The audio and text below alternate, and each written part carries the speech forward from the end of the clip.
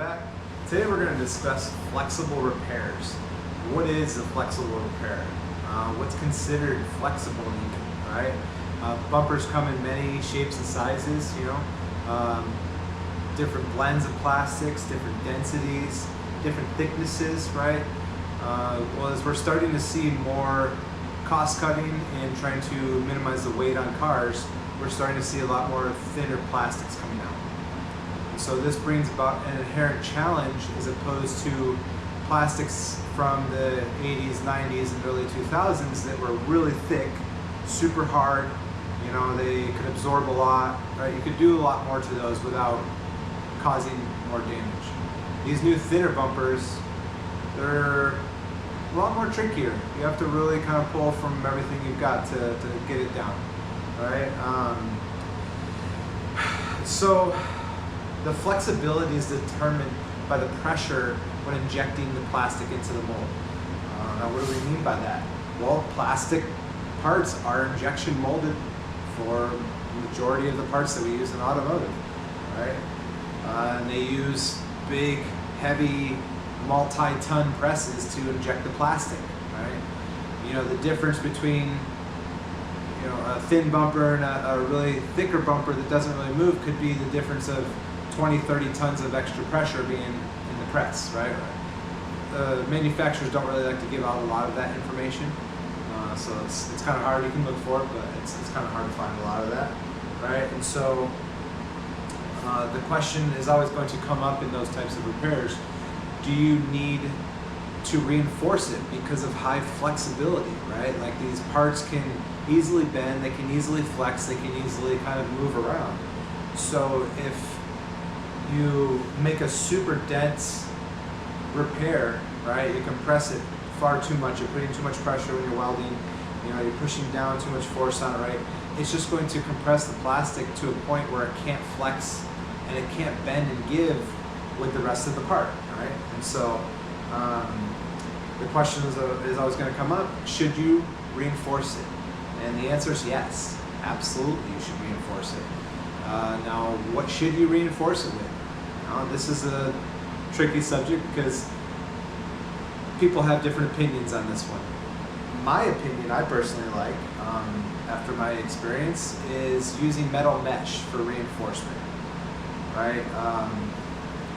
The reinforcement patch of a metal mesh will give the repair the ability to lock into that grid pattern on the mesh, trapping the plastic.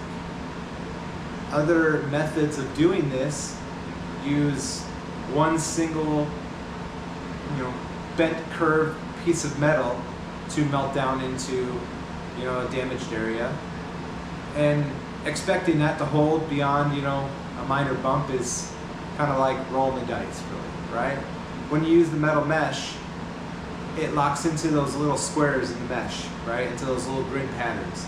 And, it creates something that is insanely strong. It's comparable with the rest of the bumper, any other part on the bumper, right? And that's ideally what we're looking for. We're looking to recreate what the OEM gave us in the first place.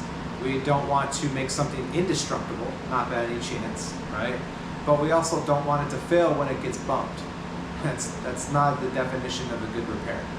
The bumper's in the name, it's supposed to bump things, right? So it's supposed to flex, it's supposed to bend, right? And if we don't allow that part to do it after we do the repair, we fail as technicians, right? So should we reinforce? Yes, absolutely, we should always reinforce. Now the method that you use to reinforce it, you can go one of at least two ways: the mesh or the staples. Next question that comes up a lot: what happens if you don't reinforce it?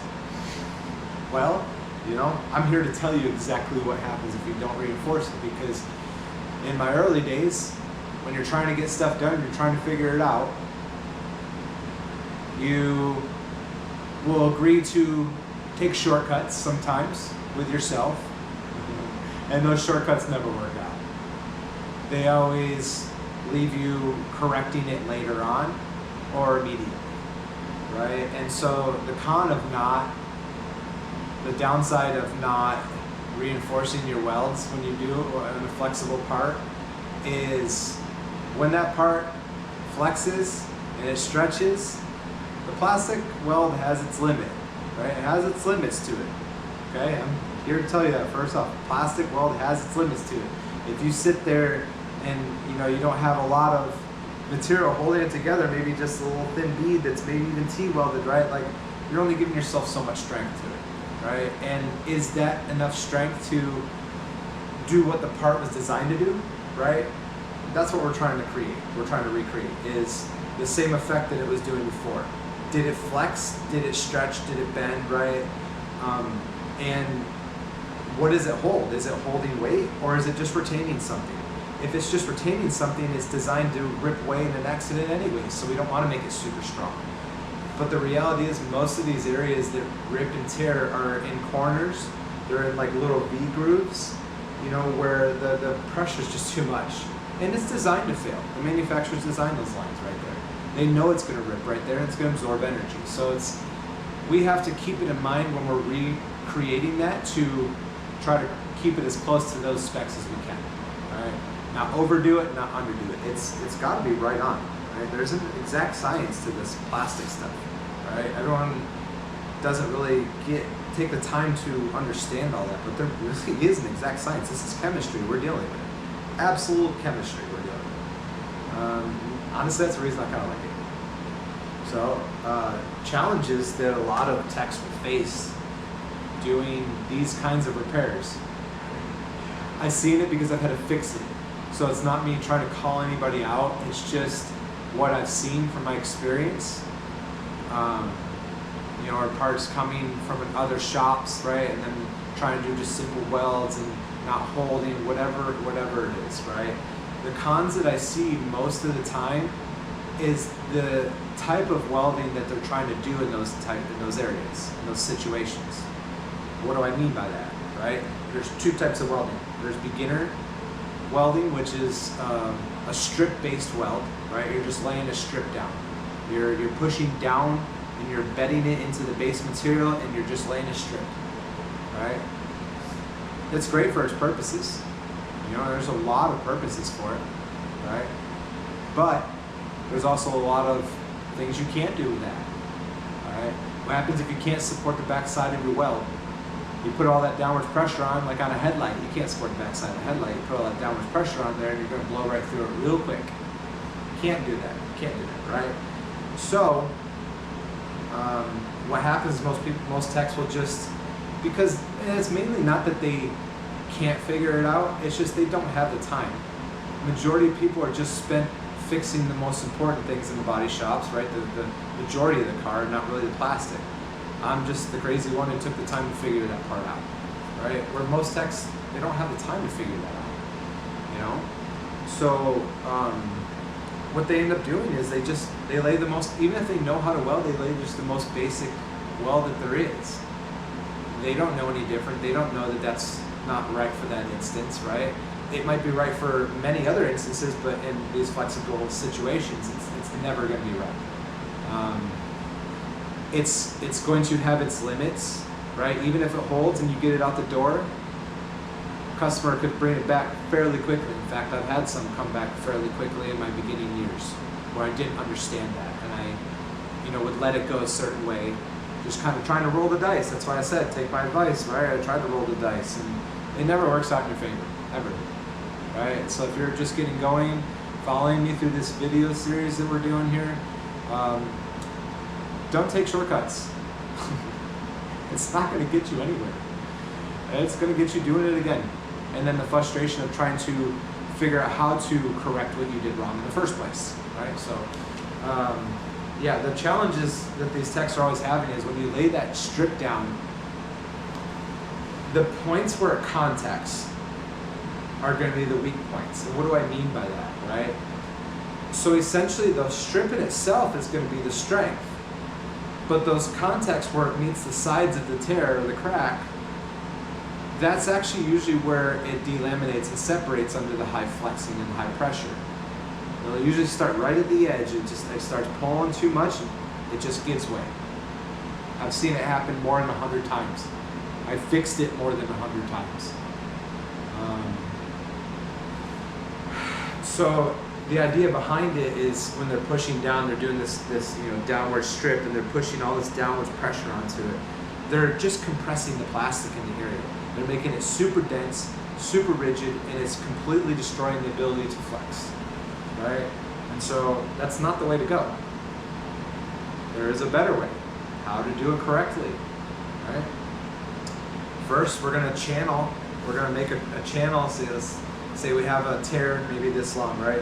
We would create a channel depending on where it's actually being welded and maybe how big the area is being damaged, right? But you wanna create a decent enough channel where you can lay down a strip of metal mesh. At least make sure you have at least a decent grid pattern within that metal mesh, not just like a couple little thin pieces of the wire or the mesh, right? Make sure you have at least a couple box patterns in there, up and down, right, going across.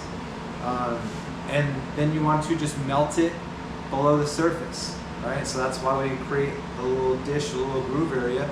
We lay the metal mesh down into that dish area, try to make the patch just about the same size as that dish area. You lay it down into there, you melt it down in, and then we overlay it with plastic, all right? Any edge welding, we always want to T-weld. So if we were welding up the end, we always want to T-weld across the edge. That provides strength for the shearing effect at the end of a damage. Right, so once we lay down the mesh and we're going to put the plastic overlay on top of it, we're not just going to lay a strip. That in itself is going to just compress the plastic again. So instead, we're going to do an advanced welding technique where we spin the welding rod as we lay it down over the surface. And what this does is it creates more of a just placing the material down on the surface and fusing to the base layer without compressing it. It's almost like we're rolling it on. As I'm spinning the rod, it's just kind of rolling across the surface, leaving the rod behind as it goes, right? And as it does this, it gives it near the same density that you're getting from the manufacturer. How do I know this? Because it performs the same way as it does from the manufacturer. It flexes, it bends, it stretches, it gives everything that it's supposed to do. It's not going to, if you give it, twist it and put it at a 90-degree angle, or fold it over on itself, sure, it's gonna rip, it's supposed to. That's the purpose of it, right? But it's going to handle anything that it can be thrown at, right? Whether it's, the corner of a bumper where you have to flex it out to kind of push it over top of the car, or whether it's just being bumped a couple times from, a small little, hitting something in your garage or hitting another car in a parking lot or whatever it is, right? It has to be able to perform the same way it did OEM. So once we've done that process where we've overlaid the plastic with our spinning technique, right, we've covered it all, we use our tools to shape all the weld down, right? And again, we're not trying to kind of push down on it. We want to make sure our tool's super hot, so as we go to spread the plastic down, it's literally just bringing it to the melting temperature very fast, and it's moving it, right? The longer you spend in this process, the more you're compressing the plastic, the more you're making it denser, and the less you're getting the result that you want. All right, so don't take too long in that process. Once you finish that off, you sand it out, and just like any other repair, you do your testing on it, right, just to make sure it's right. Always got to test your stuff. Whether you're just in your first couple weeks of getting going and you didn't lay down a good weld, or whether you're 5-10 years into it and you think you got a good weld, always flex and test your stuff. Right? Otherwise, somebody else will and make you look like a fool. Trust me on that. Okay, so why is it correct? This is really the interesting one, right? The more pressure, right? We've already kind of discussed it. Honestly, the more pressure that we put into it, the more it compresses it, right? And it makes it tightly compact, right? Plastic fuses and it bonds together through covalent bonding. Now, I don't expect everybody to know what covalent bonding means, so I'll kind of break it down real short for you. Covalent bonding is where two little molecules end up sharing the same space. They share the same cell. right? And so what happens is instead of these molecules just pushing up against each other and compressing like this, they merge with one another, sharing the same, let's say, empty spaces that are present, right? And it also allows for more and more and more of those same molecules to kind of share that same space, right? And so this is why density happens.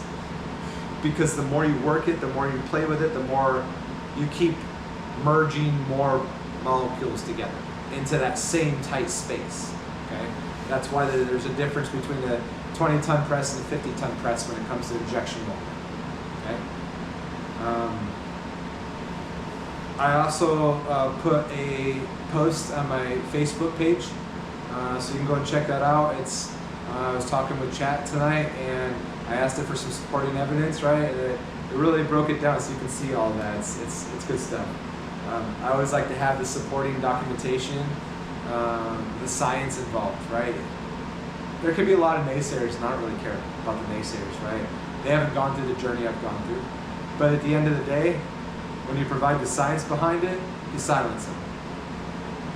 They can make their comments and opinions, but the science speaks for itself, right? So there's a reason why we want to use advanced welding techniques when it comes to these type of flexible repairs, right? We don't want to use the beginner welding that's the most common out there.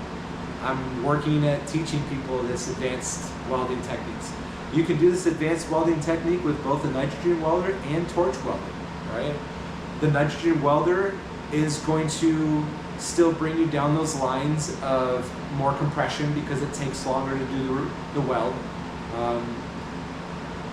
It's just the nature of it. You know, I'll show you guys videos later in this series where you see how long it takes to do the nitrogen welding and you see how long it takes to do the torch welding.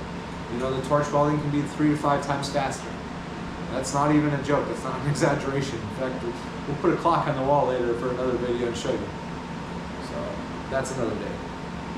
Alright, finally the results from doing it the right way, right? From using those advanced spin weld techniques. You're going to have a part that's going to be consistent with what the manufacturer provided in the first place. It's going to uphold to all the rigors it's going to be thrown through, and it's going to have longevity, right? It's going to be, you know, all the road bumps in the road, you know, it's going to be able to handle being bumped a couple times, you know, as long as it's not, you know, hit really hard, you know, but everything crashes when it's hit really hard, right? And so the part, usually when it's done right, you can retain 90 to 95% of the original flexibility, right? And you just don't get that.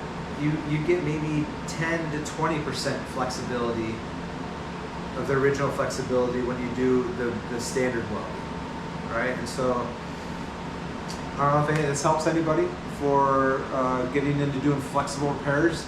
It is the world we live in today. It's not going away. It's probably only going to get thinner and thinner. You don't believe me? Look at what the Toyota bumpers are looking like nowadays and tell me I'm not wrong. Have a good night.